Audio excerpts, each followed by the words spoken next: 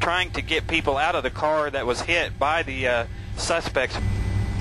A high-speed chase early afternoon. Chase ends with 5 people injured and 2 of them in custody. Well, the chase only lasted about 5 minutes, but it caused quite a scene in southeast Oklahoma City, backed up traffic for miles.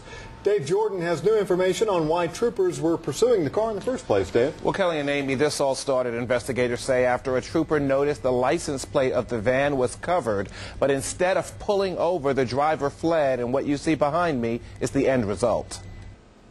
Southwest 44th is completely closed. You can see all the police cars here. Rather than evading the highway trooper who wanted her to pull over, the driver of this van became part of a twisted, mangled mess.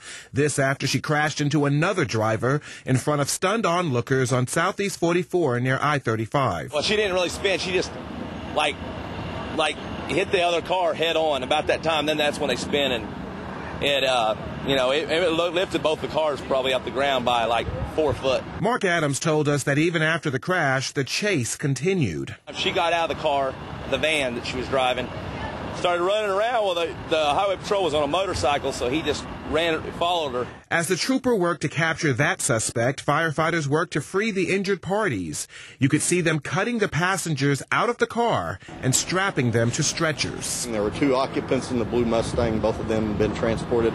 There were 3 occupants in the blue van, and all 3 of them have been transported to the hospital as well. The driver of the van is now facing criminal charges, including speeding and evading an officer. The investigation, we're told, is still ongoing.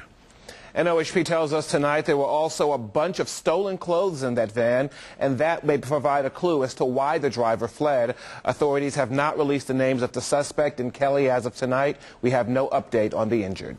All right, Dave. The OHP says the driver also hit another vehicle along I-35, but there was only minor damage, and there were no injuries to that driver.